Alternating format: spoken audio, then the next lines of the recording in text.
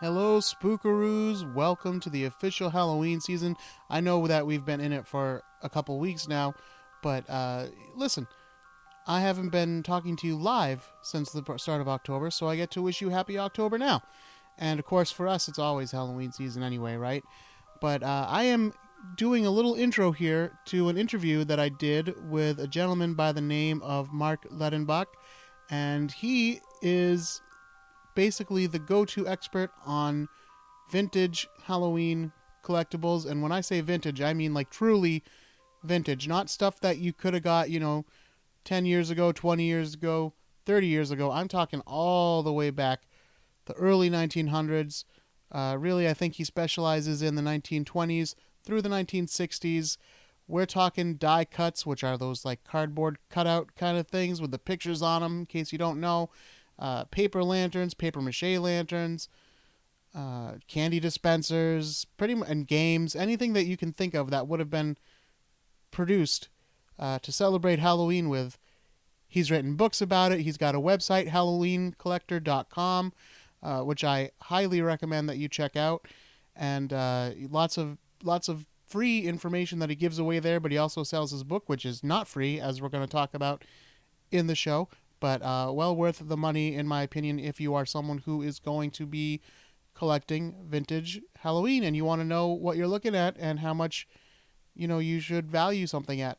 So that is who Mark is. And I will say that we talked over the phone, and so the audio quality for that part is not amazing. But of course, I recorded my part separately and then edited them together, so that you could have a show where it sounded like I was live, but I was talking to somebody on the phone, which is how it was recorded. But there's a few times where we kind of overlap, and, it sounds a little funky, so there's a couple little times like that, but nothing major. So that's what that is. So it's a little funky sounding, but I think you're going to enjoy it.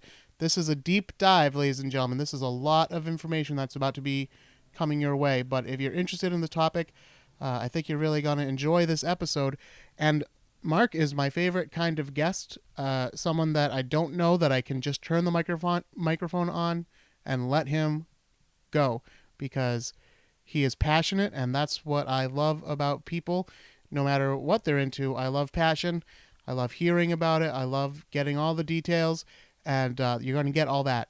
So in just a bit, I'm going to send you to that interview. But before I do, of course, I want to tell you about my own website, spookyas.com, where you can find almost each and every episode of this podcast. And you can also find links to our social media. Now, we have a new Instagram account. That's right. I finally bit the bullet and changed it to match the name of the show. So please, if you have not already, go ahead and follow at Spooky Times with Eric D. That's the new Instagram. And I'm going to be doing a giveaway on there. Maybe this week, maybe next week, for some Halloween goodies and some Salem collectibles and that kind of thing. So you definitely want to join and follow there. And, of course, don't forget the Patreon, patreon.com/witchfinder, because Spooky Times is a Witchfinder production. And if you join there, you get all kinds of exclusive videos, including I'm going to be posting very shortly my audio commentary over my high school public access television show, Halloween Special. I have not seen it almost since high school. I'm going to watch it live and record a commentary track live. It includes my first ever visit to Salem, so you'll get to see those clips. All right, enough of my hot dogging and grandstanding. Let's move on to the show with Mark Ledenbach. My guest this week is Mark B. Ledenbach, and he is the author of Vintage Halloween Collectibles, first, second, and currently the third edition, which is the one that's out right now. And you can purchase that book at his website, HalloweenCollector.com. Welcome to the show, Mark. Thank you very much. Nice to be here. As a very loud motorcycle goes right by my window. That's the problem with living on a main street in a city, but I'm sure it's fine. And my listeners are used to the sounds of my city anyway, so it's all good. All right, so Mark, I've read up on you. I've read your book, of course, which you were kind enough to I was about to say send out to me, which you did, of course, but I don't want to give people the idea that I got it for free and that there's some kind of sweetheart deal going on here. No, I paid for the book, but Mark was kind enough to sign it for me and send it my way, and I've enjoyed it as a fan of Halloween and Halloween collectibles. And really, I don't talk about this too much on the show, but I like antiques. I go antiquing quite a lot with my girlfriend. So yeah, it's a very it's a big book, lots of cool pictures of everything that you'd ever want to collect if you're a fan of truly vintage Halloween collectibles. Yes. And I'm glad you say truly vintage, because there are some, but there's not a lot of items made after about 1965. To me, the truly vintage Halloween is from about 1920 to 1940.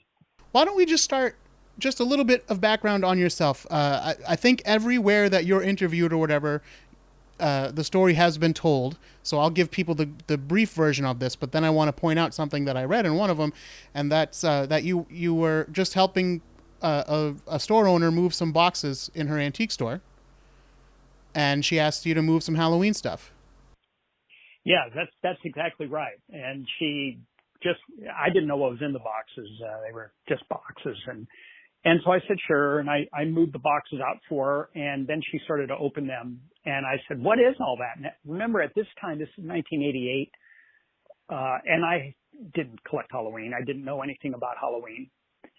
And I really was hooked. You hear people say that, and it really was true in my case. My recollection is I spent about $300 on the stuff that she was pulling out of these boxes. And today, $300 is not a lot of money for vintage Halloween, sadly. But back then, it was a lot of money. And it was a lot of money for me as just a person, and it was a lot of money for what I was buying, because I didn't really know what I was buying. And I look back on what I bought then, and I was lucky, because this wonderful person, Barbara Smuts, who's still alive, she's 87 years old, and will be coming to my house in the next few weeks to see the collection for the first time in many years. Oh, wow. She had some wonderful stuff that I didn't know it at the time because I knew nothing. But I happen to buy things that today I know are on my scale. And in my book, I have a scale of 1 to 5 that I use for rarity. And 1 is like, gosh, you're not going to see this very often. And 5 is, if you're going to see a Halloween item, this is something you'll see. And I got a couple of 1s and 2s out of that initial buy back in 1988. So yeah, that's what got me started. And it was a slow trajectory. And I really started going out, like you and your girlfriend go out antiquing. That's what I started to do. And I just did it whenever I could. And sadly, back then, or predictably, I guess more than sadly, back then, Halloween didn't come out until after Labor Day. So if you went to antique malls or shops, back then there were more shops than collectives. And you'd go in and you'd talk to the owner and you'd say, hey, I'm here. I'm looking for vintage Halloween. Do you have any? And they're like, hey, guy, come back in October.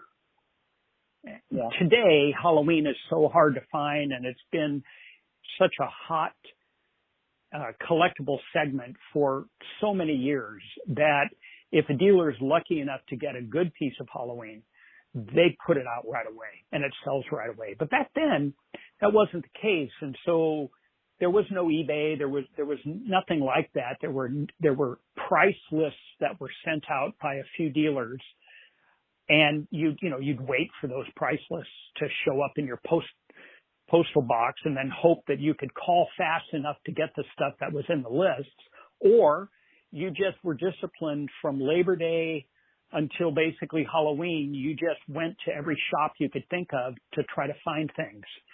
Today, as collectors, it's a lot easier because you can just sit at home if you want to. It's not very much fun, but you can do that and go on sites like 247.com or Etsy or eBay, any of those places. But the thrill of the hunt is really part of the joy, I think, of collecting I don't care what you collect. I think that the joy is rounding the corner in a mall, and sadly they're almost all malls today, and being stopped short by seeing some really fantastic item, be it Halloween or be it whatever. Those are wonderful moments, and they just don't come along as often as they used to. But that's how I started. Yeah, well, just to expand on your point too, as someone, I think most people who are into antiques, like you and myself, I think you'll probably agree with me that when you find something in a store and you see it right away, and you like it's surrounded by other antiques, and usually the places, even if it's a mall out here anyway, they're often in old mills and stuff like that, and it just smells like somebody's unfinished basement, and you come face to face with something, and you pick it up and you hold it in your hand, and you know that this is a tangible link to the past. And even though there's a seller selling it, like you kind of feel like this was used in 1930 whatever, and here it is in my hand now, and I'm gonna protect it for the next person, and that kind of thing. And I think you don't quite get the same feeling when you buy something offline, even if you find something really cool. You're absolutely right. You don't know the history. Oftentimes the seller is somebody who just acquired it, and you're absolutely right. A lot of that, I think a lot of the deeper joy of collecting is not present when you go on these online sites. Now, that said, I will say that the online sites have very deeply enriched my collection, because you can just simply put searches out there, and if something comes up,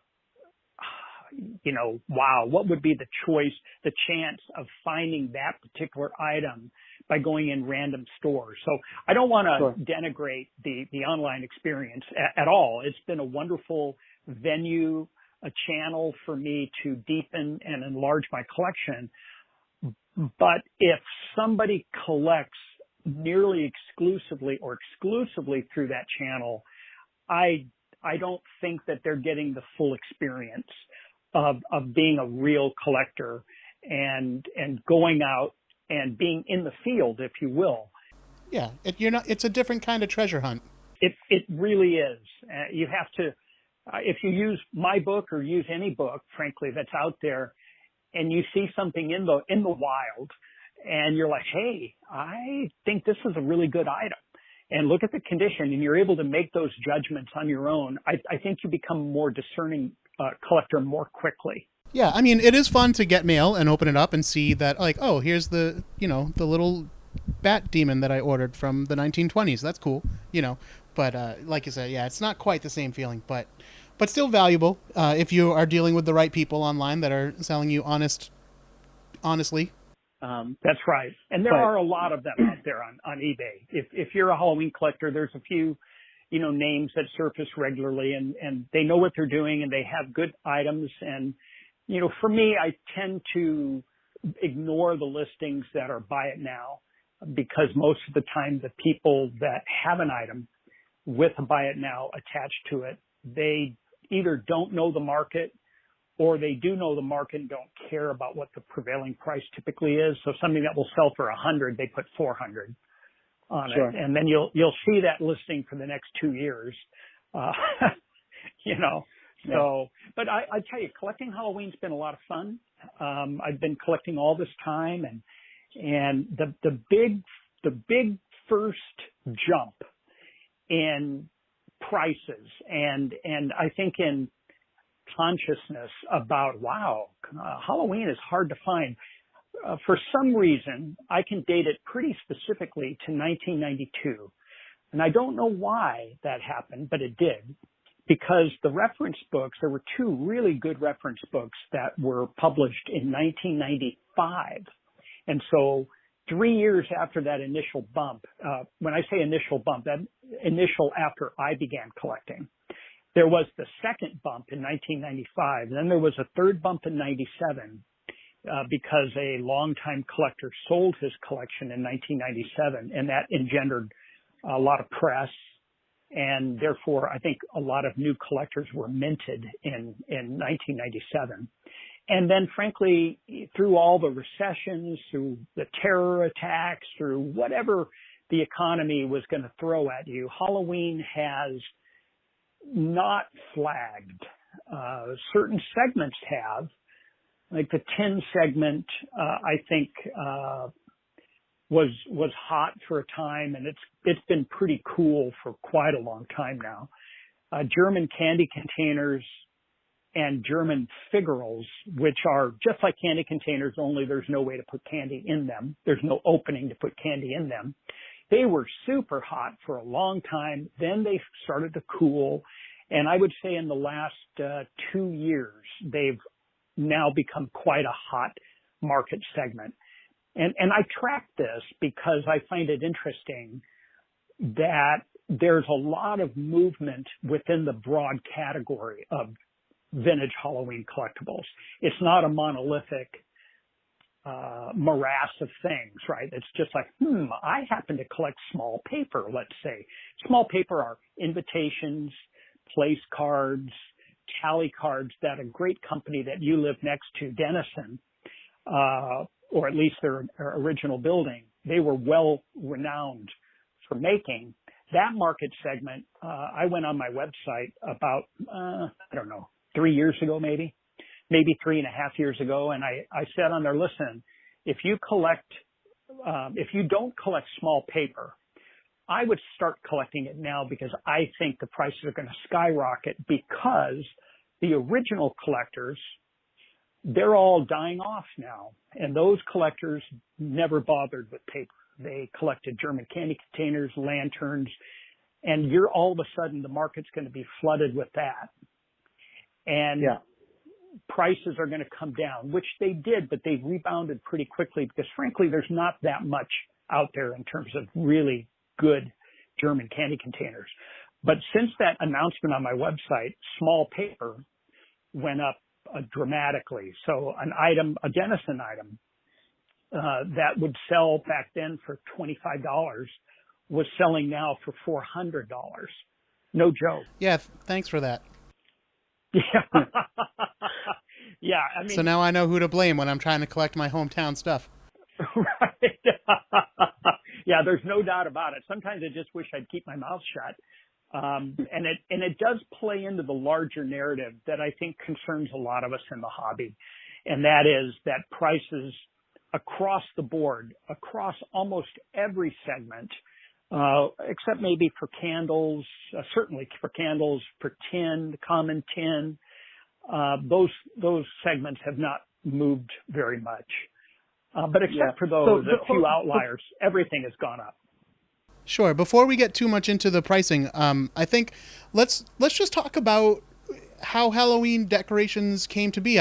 We spoke a little bit before, and you were, just saying that the actual holiday itself, you don't know too much about the origins of. And I told you, don't worry about that. I already did a whole episode about the origins of Halloween. And the real truth is that even though Halloween, as we celebrate it now, is very modern, it's not very well documented. And that's another reason why I think the work that you do and that other collectors do is so important, because, as I said before, these are tangible links to our past. And for me, I do collect vintage Halloween greeting cards. And, they go back to the very early 1900s, the ones that I have. Like, I think I have one from 1907 is my earliest one currently. But they have, pictures on the front, and you can see that, okay, at this time, the holiday was celebrated by adults. They were doing, like, fortune-telling games. And it's just interesting to kind of, like, piece it all together. And, like, trick-or-treating. Nobody knows where trick-or-treating started. There's no good answer. And it started, like, in the 40s or 50s. It wasn't, like, forever ago, Yeah, that's absolutely right. Let me ask you a question. When you say that you have you collect Halloween greeting cards, do you mean that Halloween postcards? Yes, I do. Sorry. Okay, so it's postcards. Okay, no, there are Right. people that call greeting cards because there are cards that are not real postcards. They're just greeting cards, and it will say Halloween greetings on the front. If you have one from 1907, that is really rare because for the most part, the postcards began in 1908. Okay, I might have been wrong. It might be 1909. You know, I'm not 100% sure. I don't have it. I should have pulled it out, but I knew you weren't big into those things, so I didn't. Well, but it Didn't pull does them go all to out. your larger point of Halloween collecting, and Halloween as we understand it today is not ancient. I mean, it was only in 1908-ish. I mean, there might have been a card or two that came out in 7, but for the most part, 1908 is when these card manufacturers thought, hey, we've done pretty well with Christmas greeting cards. Now let's put out Halloween-themed postcards, and they took off. And between, let's say, 1908 and about 1919 or so, for that 11-year period, wow. I mean, there are, I don't want to say thousands because I don't think there are thousands, but there's a very high number of postcards. And although I don't avidly collect them, I do appreciate them. And your comment about like things are not being well documented. I mean, harken back to what I said when I started collecting Halloween. I started collecting. I didn't know, like, is this rare? Is this really, how old is this? Who made this? There were no references back in 1988. Not really. There was a general reference about holiday collectibles, but it didn't have a lot of hard information. And so in 1995, these two different sets of authors put out books. One of them was done by the Campanellis, Dan and Pauline Campanelli. Sadly, both have passed away. And that book has really stood the test of time. It's a very, very good book. And that was the first book that I really was able to use to try to learn, gosh, you know, who made this, about when was it made. But even that book, as good as it is, there wasn't a lot of hard information. And the other book that came out was a seminal work called Halloween in America. And that book was really the book that sparked, I think, a lot of interest because that author, Stuart Schneider, really profiled through the collections primarily of two people that he used their collections as the basis of the book. He really showed a wide variety of really nice things. But like the Campanelli book, it didn't have a lot of hard information about who made, which company made things, when they were made, about how long were they made for. All of that stuff really wasn't addressed in the book. And as a curator collector, and what I mean by that is I'm just not content to collect. I want to collect and understand where, like you said, Eric, you know, you're talking about a tangible piece of the past, right? I want to understand where that piece fits into the mosaic. Again, when was it made? And who made it? And then more importantly, and harder to find, how long did they make it? And therefore you get an idea of how rare something is. And I started doing all of that compiling really early. I would say sometime in around 95, 96. And I have a really good library now, like an archive. It's not really fancy or anything. The word archive might make it seem more grand than it is, but I have a lot of sources that were collected back then to talk about when something was made. And those sources really comprise the heart of my book. So what makes my book different than others is that there's a lot of hard information in there, meaning you're going to find something and almost always the maker is identified. And almost always you're going to have a range of dates during which that piece was made. And as a curator, I really like that specificity of information. And if there are a lot of collectors that really don't care, and that's fine. But there are, I think, more collectors of Halloween that they really do want to understand, you know, why is it that I don't see this piece very often? And Sure. and the answer is often, well, who knows? Or often it was made for 3 seasons. What gets me going in terms of Halloween is understanding what was commercially made and when something was commercially made and available. And then how was it made available? Was it through stores like Denison, this wonderful company, they had their own stores. So you would go into a Denison store and you could buy Denison products, whereas I think many of the other paper manufacturers, Gibson may be an exception. They were just sold by general stationers. You'd go into a stationery store or you'd go into a five and dime store and you'd be able to find cards, seals, cutouts, decorations. And it's fun to know sort of, what were the channels of distribution. But all of that is still recent. If Halloween trick-or-treating just started, let's say arguably in the early 30s, you're talking less than 100 years ago, 90-ish years ago. It's not something that goes back to the Druid time. These authors that try to parse when Halloween started, they can do all that. It doesn't interest me at all. I just care about stuff that was commercially made. And that really started with Postcards in around 1908. And then I think the acme, if you will, of Halloween production in the United States was certainly during the 1920s. So, and that's what I specialize in, stuff that was made in the 1920s, and then 30s.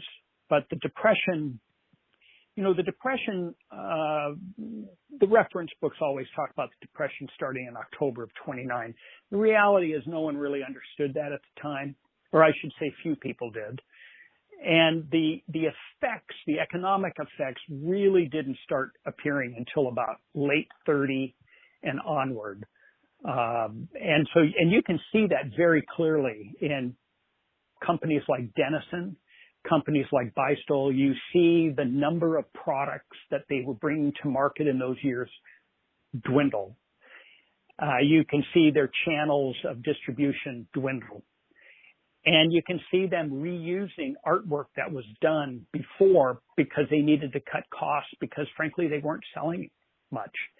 And so today as collectors, if you can find a Denison die cut made between 1930 and 1933, that's a really good piece.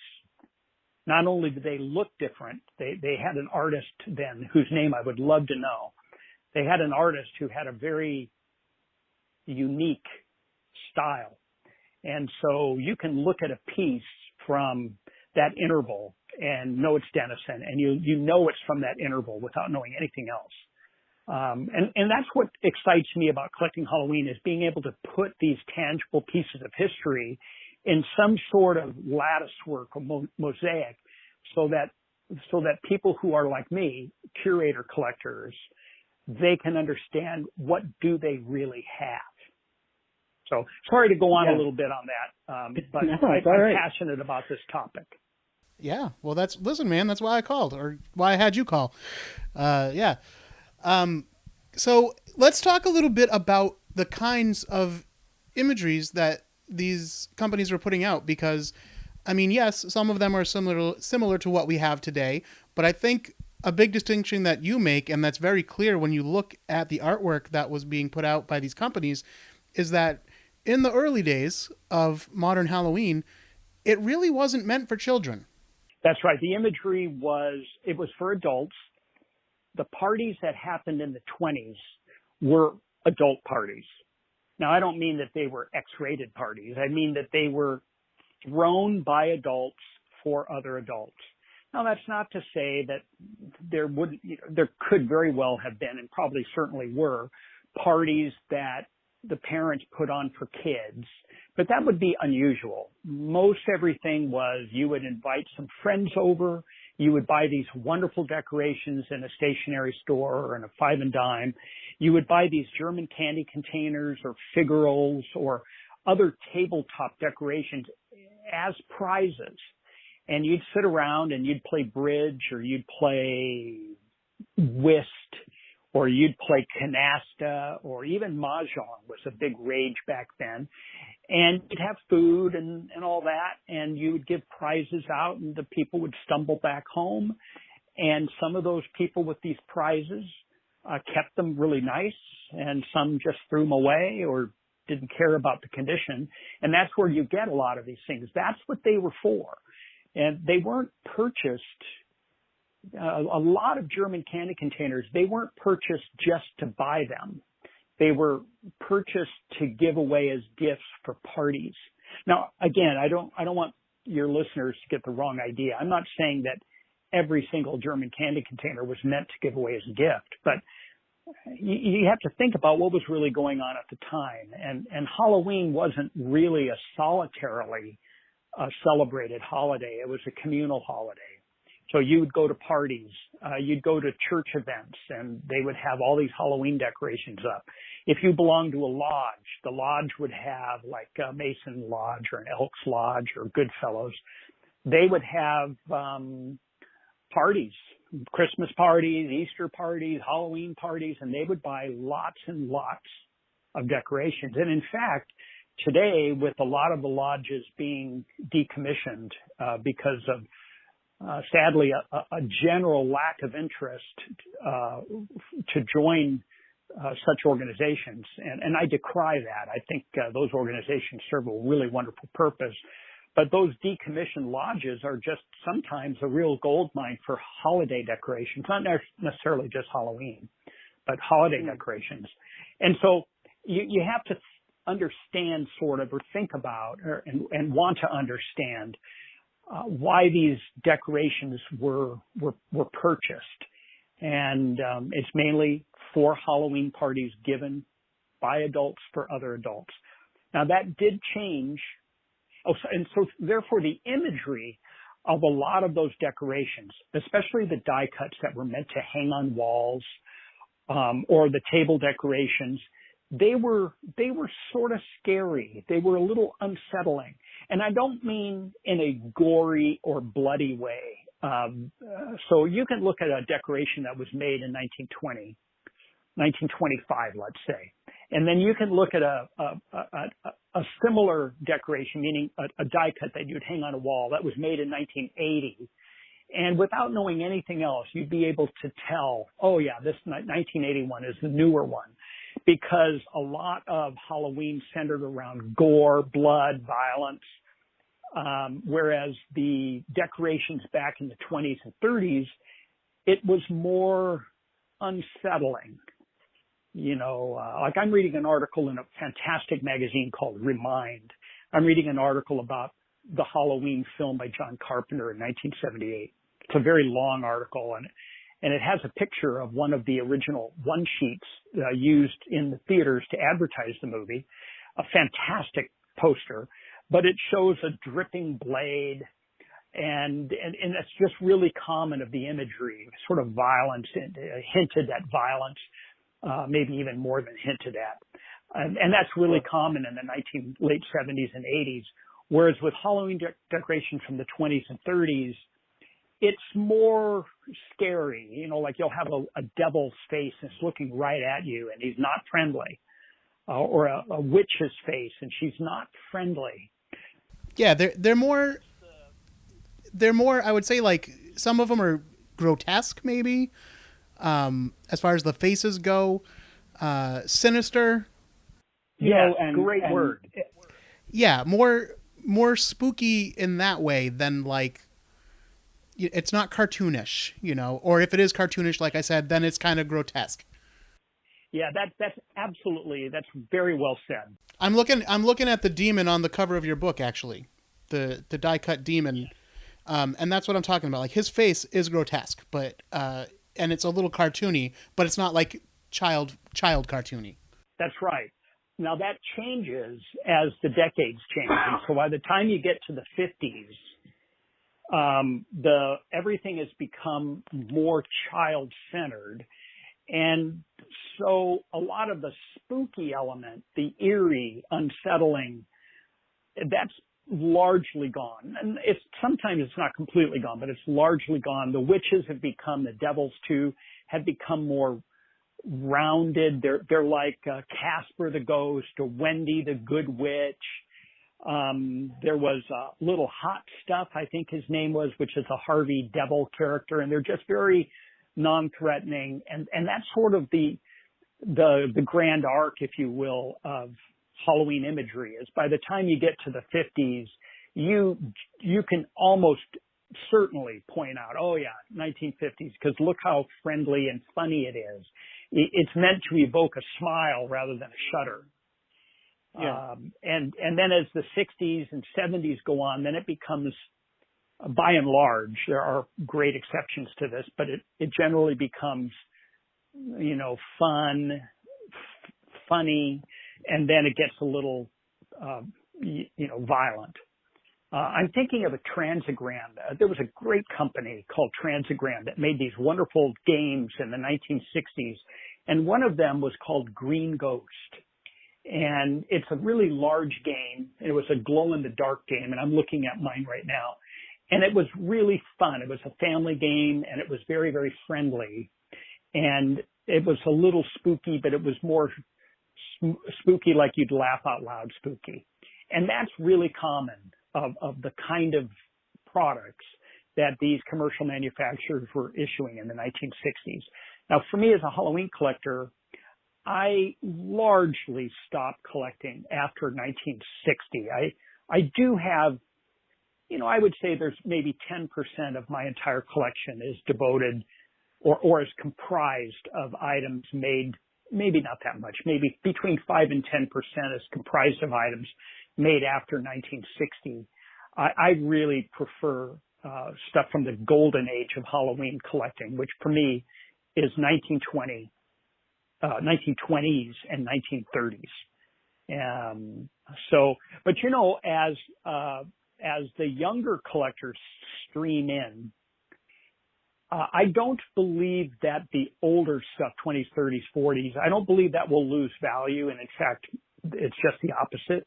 But I think items made in the 60s and 70s will gain in value as those people who came of age in the 70s and let's say 80s, and they're starting now to get a little bit of disposable income, they're going to want to buy what they remember from Halloween. And so I've seen prices of die cuts made by a company called Eureka. And these die cuts were made primarily in the late 60s and into the late 70s. They have really started to move in terms of value relative to what they were bringing for many, many years. And an example would be a Eureka die cut that shows a friendly witch flying across the sky in a broom 10 years ago would have brought maybe $5, $6, $7, something like that. Today they're bringing $40, $50, $55. And I think that that's just the beginning. And I just want to digress for a moment and talk about the collecting mentality, if that's all right with you, Eric. Sure, go ahead. There was a very famous movie that came out in 1977. I'm sure everyone has heard of it, Star Wars. And that release and all of the avalanche of tie-in toys and all that, generally made by Kenner, that changed sort of the nature of collecting. Because after about 1978, people who collected, they wanted mint in the box, mint in the package, and when they bought something, they generally kept it in as good condition as they possibly could do. And that really changed things. And so in the 1960s and early 70s, before Star Wars, when these Eureka die cuts were being purchased, the collecting mentality unleashed by the movie Star Wars was not yet formed. And so many of those large die cuts, and they're pretty large, they're in really bad shape, a lot of tape, tears, creases, wrinkles, all of that. And then when you get to Halloween material like the Eureka die cuts and like other things that were released post 78, it's harder to find stuff that's beat up because of this collecting mentality that took root, I think, based on this wonderful film, Star Wars.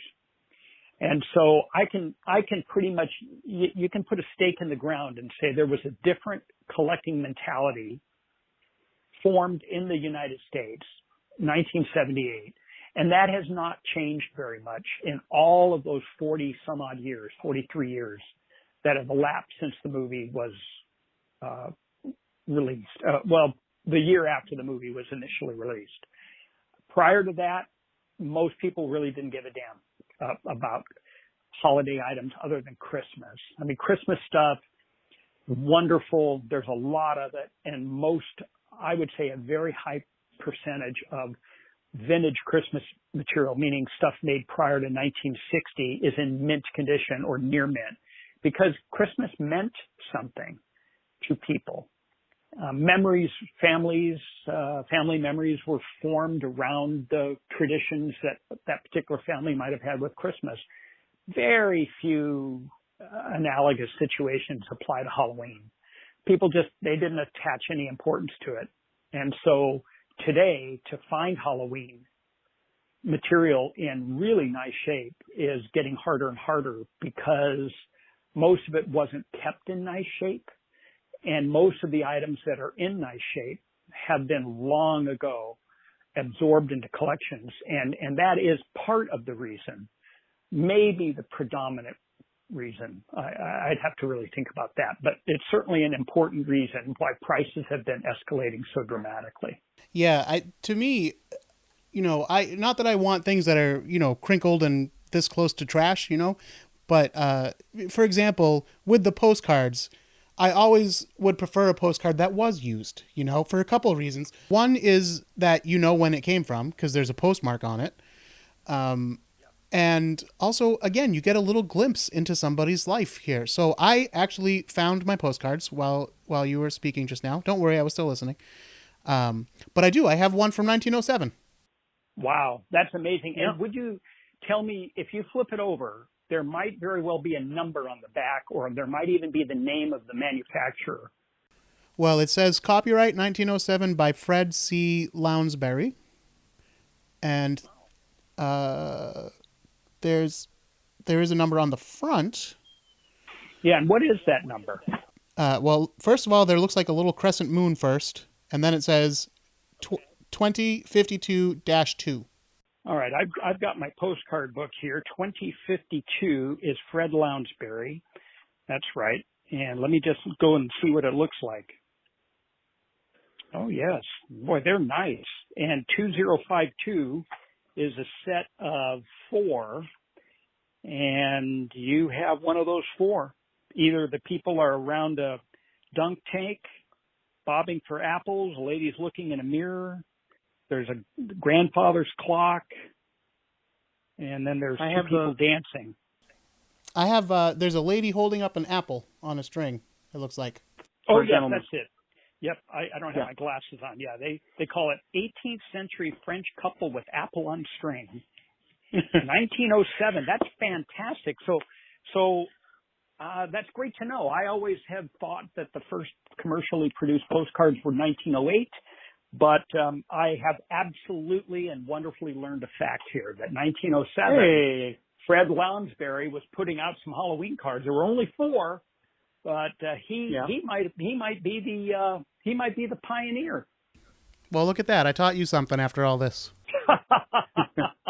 Amazing. Yeah. I got some other ones, but they're from I got 1911.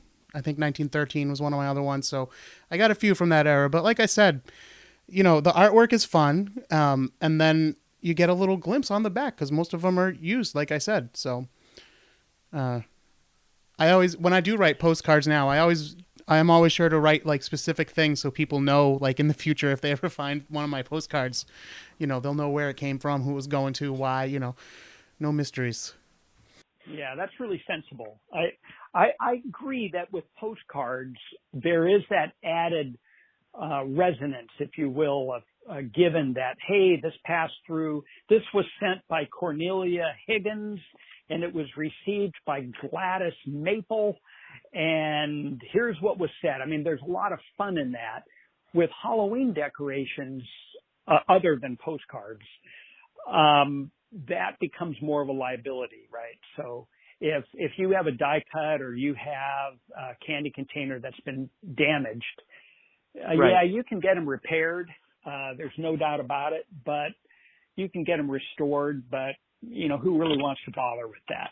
What has become a problem in today's collecting world, there are some dealers that will make these fairly elaborate wind-up toys, and they will marry different pieces together into a Frankenstein contraption that looks really cool, and there are components of it that are vintage, but it's not truly. It's a bogus piece. It's like it was never commercially available. They call that. It's not a reproduction. It's really a fake. It's a fantasy piece, and sadly, there have been since the mid 1990s.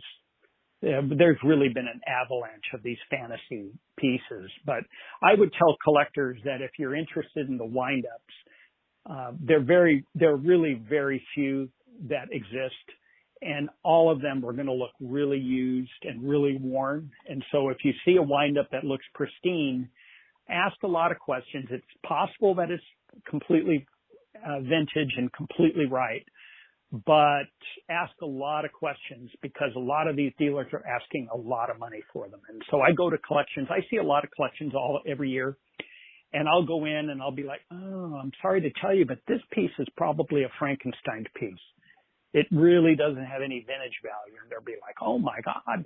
And so I always tell people, stick to collecting the things that you can absolutely check when they were made, like from Beistel, from Denison, from any of these manufacturers, or German candy containers that don't really have a lot of movement to them.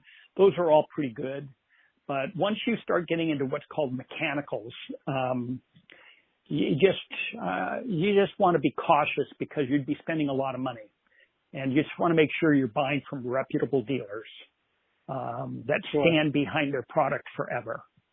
And if you do that, then I don't think you can really go wrong. And there are so many really wonderful dealers out there that know what they're doing. And if you can find a few and cultivate those relationships, it's going to really help build your collection in the long run. There's no doubt about it. Now, before we move on, I just want to mention, because this is something I had seen before, and I actually didn't know until I read your book exactly what was going on here. But, we think of American let me try that again.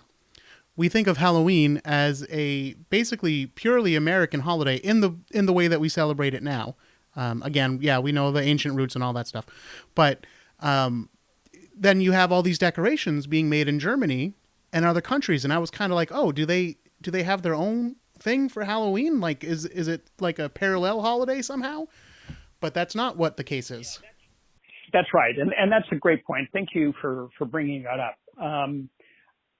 The way Halloween is celebrated is almost unique to the United States. Yes, there's some spillover into Canada, but by and large, it's a United States phenomenon. And companies that imported material from Germany, there were imports of a lot of wooden horns from Czechoslovakia. There were even minor bits of things that were imported from Austria. Those items marked Germany, for instance, or Czechoslovakia or Austria. They were all made for export. They were not made for use in the manufacturing country. They were all made for export. And after World War I, so World War I happens, and World War I comes to a close in, I think, 1918. And the Germans were on the losing end of that war. And their economy, in fact, maybe arguably their society, was governed by a treaty, the Versailles Treaty. And that Versailles Treaty was, I think today most historians would call it a punitive treaty that wanted to punish Germany for their aggressive actions that led to World War I. And so Germany was forced to pay reparations to the victorious Allies, but they had to do it smartly. They were prohibited from dealing in a lot of metal for a while. And so the German artisans decided, we can make some money by devising these wonderful creations made out of composition and made out of pressed paper. And we can sell these wonderful things to the Americans, to these 5 and dime store magnates who would come over, their representatives would come over and place orders for large quantities of items. And that's how money flowed into Germany, a small amount. I'm talking about only what I know for Halloween. I don't know what they did for other aspects of their economy, but in terms of holiday decorations, Christmas, Easter, Valentine's, all of that, that was a good way for them to make some cash. And in terms of Halloween specifically, all of that was made for export. Now today, if you're a collector and you like the German stuff, to me, it's the finest material by and large that you can find in terms of heavily embossed die cuts, in terms of candy containers and figurals. And there's a whole set of porcelain pieces that were made in Germany. They are really wonderful. They're avidly collected today, and sadly, they're very, very, very expensive for good, solid pieces. And Eric, as you pointed out, the new collectors may be confused that, oh my God, I didn't know that Germany celebrated Halloween. They did not. They do maybe now, but back in the 20s, very late teens, 20s, 30s, 40s, after the war, they did not. And it was made for export. One of the biggest Halloween scams that took place was after the Berlin Wall fell. I think that was in 89 or so. So right around that time, there were all these people that were like, warehouse find in West Germany, in East Germany, and all of these pumpkins and jack-o'-lantern lanterns we just found them. And it was all, I don't want to say all, but 99.9% of it was completely fake. And they flooded into the United States. It really became a tsunami of problem in 1995. And you can actually look at these dealer lists that I talked about at the top of this program. Collectors back then would wait for these dealer lists to come.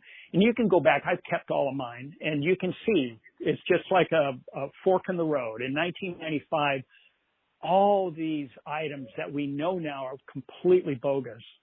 They all start to appear in these lists. And that's when the tsunami starts to hit the United States.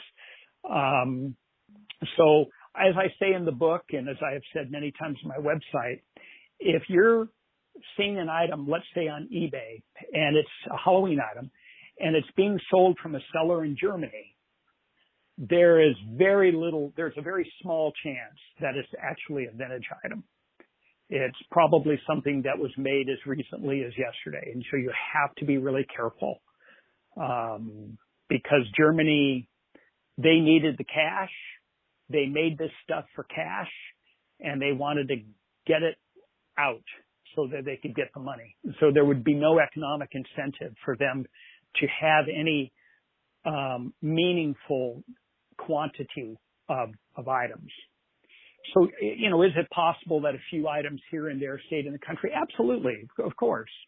But the quantity of items that collectors were seeing starting in the 1990s, that's not really very logical or likely.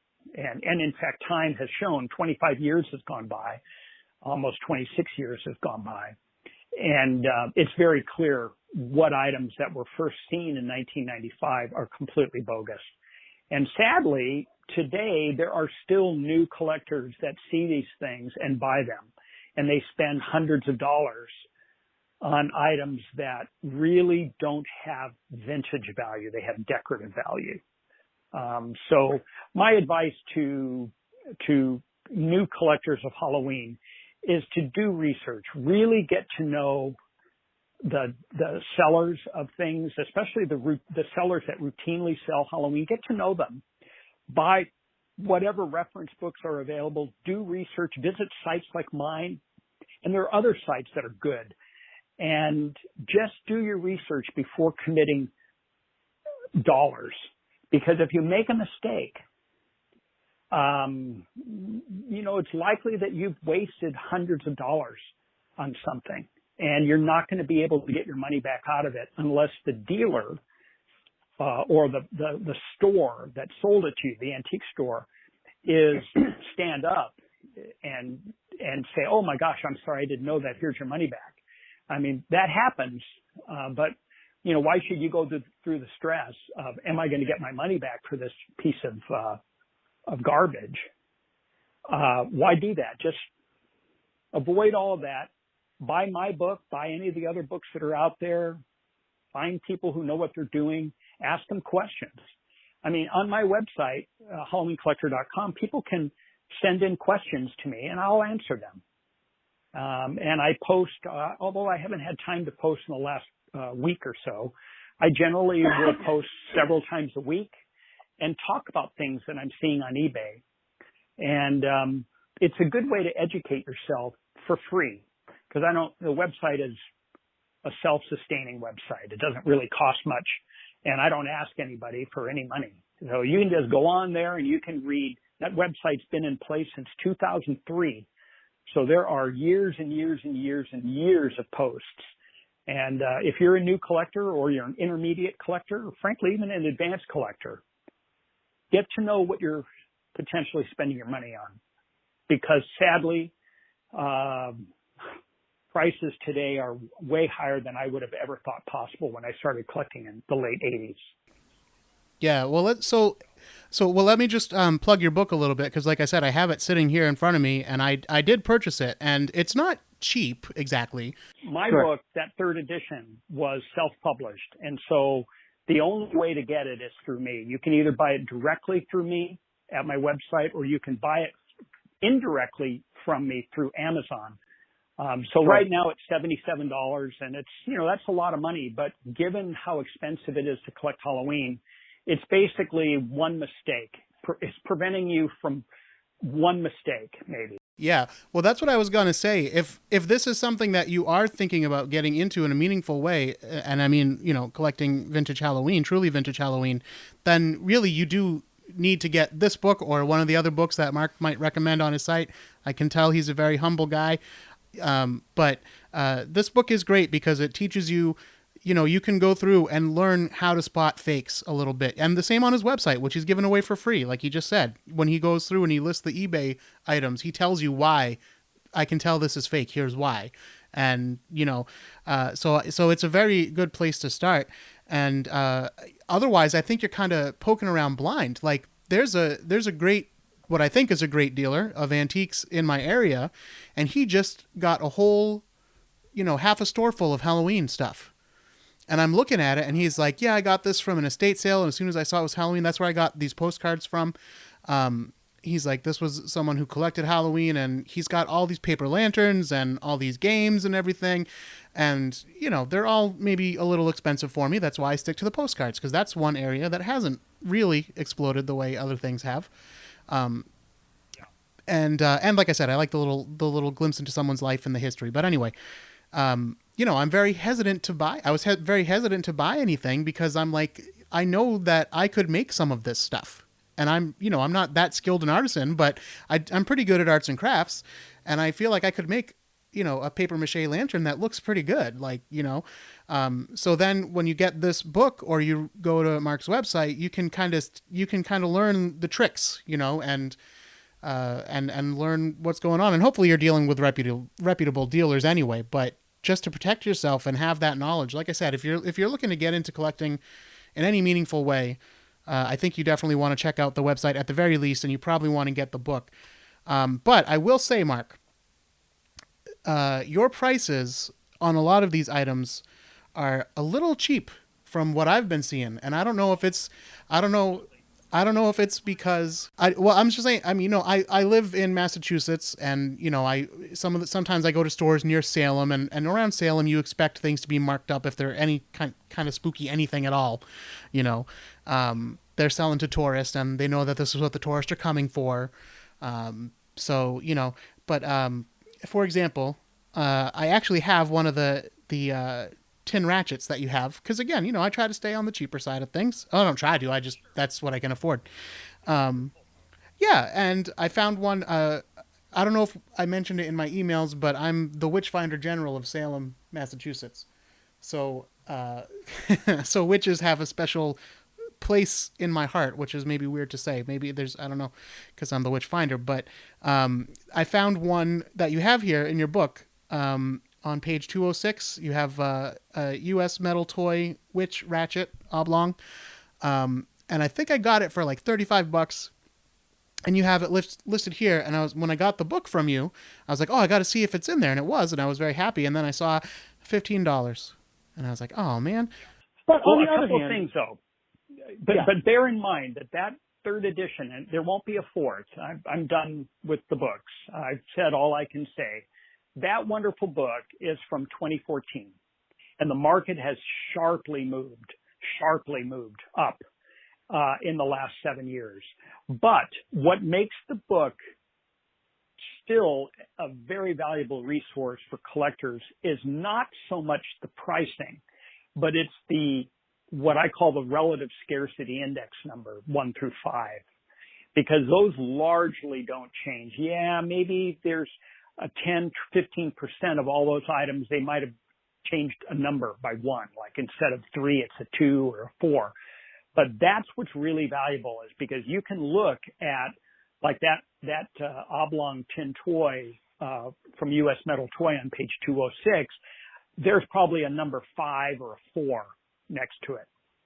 And what that would tell you as a collector is that it's relatively common. And so today, if you see an item, the price is a little less important than if you see it out in the wild and you have my book with you. You can look and say, oh my gosh, in Ledenbach's book, this is a 2, which means that you're not going to see it very much. It's scarce. And then 1 is like it's exceedingly scarce. And so that's where the value of the book comes in. In 2014, the prices were right on the money for the most part, but 7 years is a long time. And in fact, I'll tell you this, there's a publication that comes out every month. It's called Antique Trader. It's a great long time magazine. It's published out of Wisconsin. And in their I think it's in their next issue, or maybe it's the October issue. I'm not sure which, but real soon there's an article that I've contributed to. It's Mark Ledenbach's 10 favorite things in his collection. And so there's 10 items and there's a picture shown, and the price that would be, it is connected with those pictures is today's prices.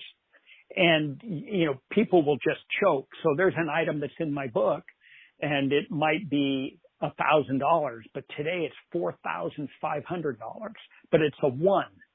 And so I don't know if yeah. So you know that whenever you find it, that's why it's either going to be on the high end of things or the low end of things, and the actual price might vary, but it's the relative scarcity that you have to pay attention to. Because that's the key. Like if this dealer that all of a sudden has all this Halloween, you know, I could look at photos of what he has, and I could say, oh, that item there is the best item in the whole shop or the whole display, and that's the one I want. And then that's me, because I'm an expert in this and I understand what I'm looking at. If somebody is less expert, then they can use the book and say, oh my gosh, these 5 items here are probably the best because in Ledenbach's book, they're all 1s, and I better buy them now before other collectors come in and see this wonderful stuff. And so that's the value of having the book. Otherwise, unless you're really an advanced collector and you know precisely what you're seeing, some of it just looks all the same. So yeah. Yeah, when we're done here, you'll have to give me the name of the shop so I can call them. Not till I get there. That's right. Yeah. Now I got to go back with the book and be like, all right, let me see. That's right. Actually, I did try to take pictures, but I like a fool, I asked for permission before I did, and he said no. And And it was because he didn't want me putting it on social media, because he's like, I don't have them set up just yet, and I really want people to come in. And I found especially older folks can be a little touchy about that kind of thing. There's a guy in Salem who owns basically a wax museum, and he doesn't let people take pictures either, and that's always the big complaint that people leave on Yelp or whatever. And I'm like, yeah, why don't you? It's a wax museum, and there's Instagram now, and people would love this kind of thing, you know. And he was like, he's just like, no, I want them to have an experience, and, you know, I don't want them damaging my stuff and all that stuff. So yeah, this guy, I've bought from him before, and he's really into military stuff. That's his main, you know, area of expertise. But he mentioned that he also loves Halloween, and when I walked in, he was like, oh, you got to see this. So yeah, he always shows me that stuff, but I got to go back. He had some lanterns and stuff. I really want to get a nice lantern, but like I said, before I had your book, you know, I didn't know a good one from a bad one, and how to tell. He has like a nice demon head one. I'm like, I got to see how much that is, you know? But sometimes I'm afraid to ask his prices too. Yeah. And I'll say this to you, Eric, and by extension, your listeners, if you're out in the wild somewhere and you see something, and, you know, shoot me a photo of it and ask me, is this a good piece? And I'll tell you right away. I mean, as soon as I can get back to you, I'd be like, that is a really rare piece. And if it's priced at $200 or below, you can't go wrong. Snatch it. Or I might tell you, you know, that's a fake. It was made probably in the 2010, and, you know, be cautious. So, I mean, that's something that I like to do. And, you know, my experience with a lot of dealers is that the vast majority of them are honest as the day is long. And if you tell them, listen, this isn't a good piece, it's a repro or it's a fake, and there's a difference between those two terms, most of them will be like, thank you so much for telling me. It's the very few that will say, nope, you don't know what you're talking about, because they just want to get the money. So by and large, you know, you can tell a lot about a dealer by how they react to adverse news, like, hey, this isn't probably a good piece. And the really good dealers who've been in business a long time, they'll be like, well, tell me how you know that, and educate me a little bit and help me understand why you're saying that. And then they learn, and it's a virtuous circle, right? Yeah. Now, I know we're basically out of time, but do you mind if I throw a couple little things at you? Please. Yeah, go for it. Okay. Well, one of my thoughts is just thinking something that you mentioned earlier is, you know, that people like to collect what they grew up with. And these truly vintage antiques, as you also pointed out, I agree with you that there's a timeless quality to them, not just in the artwork style, but also because, as we said earlier, this is really the beginning of Halloween in America, which is one of our major holidays, and it's only getting bigger because people who grew up with it, like literally for their whole lifetime, are finding ways to celebrate it now. Like, it's not just for kids, and it hasn't really been for kids. It wasn't for kids in the beginning. Then it kind of was for, 30 years or so. And then those kids grew up and started throwing their own adult Halloween parties again. And people like to collect what they grew up with. So for me, like I said, the truly vintage stuff has a timeless appeal. So I like that, and I like the history of it. But I also like those really tacky, what are called glitter palettes, or the melted popcorn, that my mom had hanging up certain places. And some of the ceramics that she made, which I'm sure were available in ceramic shops all over the place. And of course, anything by Denison, which is in my hometown. Let me tell you my funny Denison story. So I actually grew up in the town right next to Denison. But we would drive by it all the time. We drove by the Denison building. It's got the big Denison logo across the top. I'm sure you've seen it a million times. But when I was a kid, I couldn't really read. But that D looked kind of familiar to me. Not for Denison, but for Disney. Oh, wow, yeah. To a little kid, you could see it kind of sort of looks like the Disney D. And it was Denison Manufacturing Company. And it said Denison, MFT Co. or whatever up on the top of the building. And it still does to this day. It's still there. But when I was a kid, I couldn't really read, but I recognized some of the shapes, and I said, that's Disney MGM Studios. Oh. And I would ask my mom if we could go to Disney. She always said it was too far away. And I was like, it's down the street. And she never knew what I was talking about. So it was like this childhood long battle. Yeah. But now you know the difference, right? Yes, I do. But I still enjoy, every time I see the Denison logo, I think of that. And speaking of Denison, I think Bysteel is the most famous Halloween company. And their decorations are probably the most prized and the most famous. Denison has more of a personal connection to me. As I was saying before we started recording, it was everywhere where I grew up because the discount stores would get the runoff that they didn't sell. Teachers would be given the stuff for free, and like all that stuff. We had die cuts for every season, every holiday, up on the walls, all over the place. So to me, that's why I try to especially look out for anything by Denison. The overlap between the Denison product lines and the Bysteel product lines was not great. Denison excelled in small paper. The boxed seals, the cutouts, the little envelopes of silhouettes, they are untouched by any company, including Bysteel. Bysteel basically did things that they produced games. They produced tabletop decorations. They produced a lot of die cuts. And yes, Denison produced die cuts, but at a far lesser quantity every year than Bysteel did.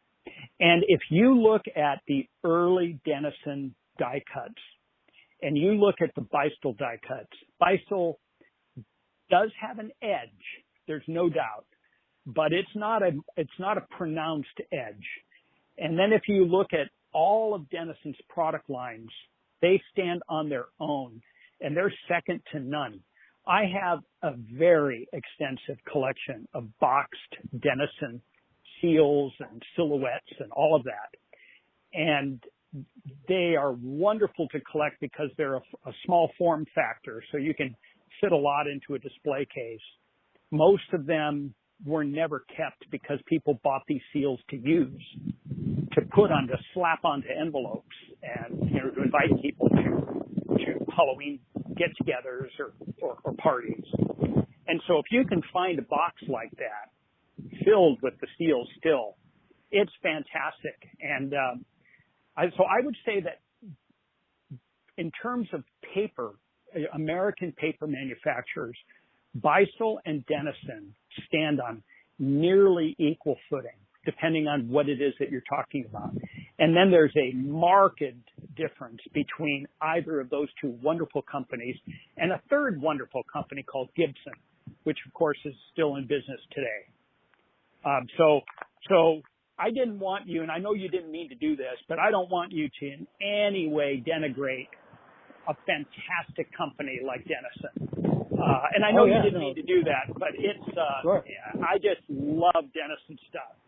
And I envy you living so close to the Denison Disney, the Denison Disney building, right?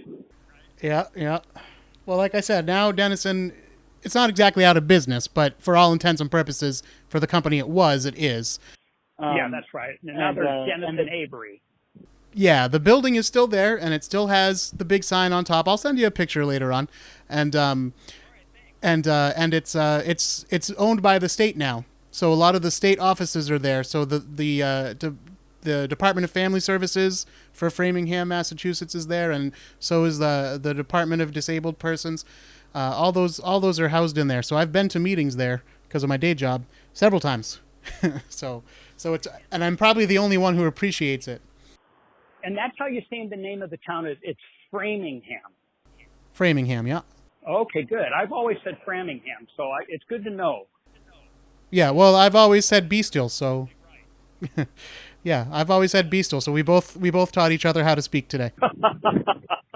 I love it. Yeah, so Mark, thank you for being on the show. I hope that my listeners, which I call the Spookaroos, by the way, I hope that they all learned something, and I'm sure that they have, and this has been a fun and informative talk, and I'm always happy to talk to someone else who's into Halloween, although I know you're not necessarily into the holiday so much. You're more into the ephemera of the holiday, but that's cool too, because we all like that stuff too. So thank you, Mark, and thank you for the book and the website and everything that you do to, like I said, kind of catalog, whether you mean to or not, and I know you do, but the history of the holiday, you know?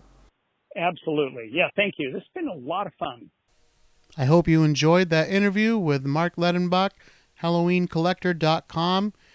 And, I promised you passion, and I think that you got it. That was an interview full of it. And I just want to remind you, check out the website, spookyas.com. And, of course, please don't forget, follow the new Instagram account, @SpookyTimesWithEricD.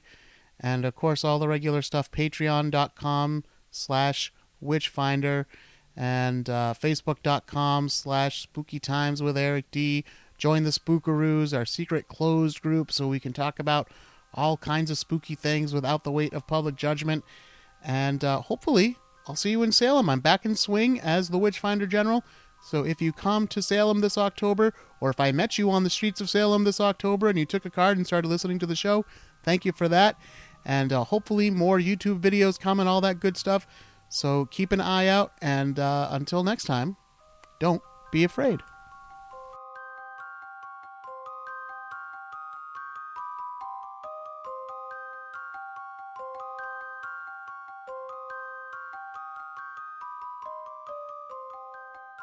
Spooky Times is a Witchfinder production.